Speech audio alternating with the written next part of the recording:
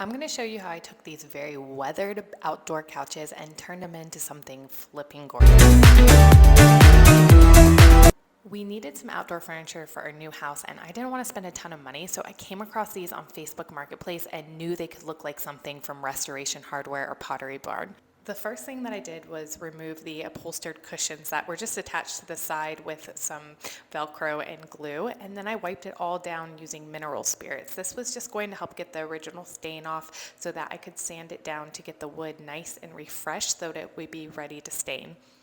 After letting the mineral spirits set, I took the hand sander and started to get off all of this really worn top layer. Side note, you should always wear a mask when sanding. I was just really impatient. I used an 80 grit sandpaper just to get the initial layer off. This was the wood once it was done. I then applied the Varathane SUNBLEACH stain, and on previous projects that I used this on, that turned out very white and clear. On this particular wood, it just soaked up a lot of it. It was pine, I believe, and it gave it a little more of a gray look that I was hoping for, but still better than painting it. This pine just was drinking up this stain like it was so thirsty. Normally I would say that you go really light on a stain, but this just really took about 2 layers and it was pretty heavy that I laid it on. So I would just pull it on, put it on, pull it off with my staining pad until I got the desired look that I was looking for.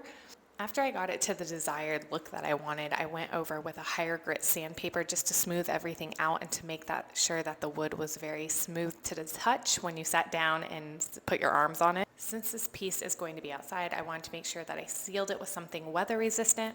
You can see here how it started to turn out, and the next part was adding cushions, and I searched long and hard for these, and I ended up finding the ones that I liked most at Big Lots.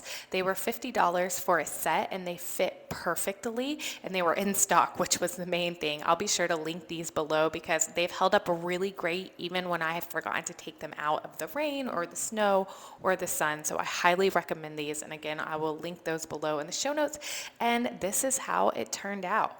I mean, from junk to just something gorgeous that looks like it came from a high-end store. I ended up putting them around our fire pit because I got a table that I will make another video on. Thanks for watching. Please subscribe and connect with me on social media.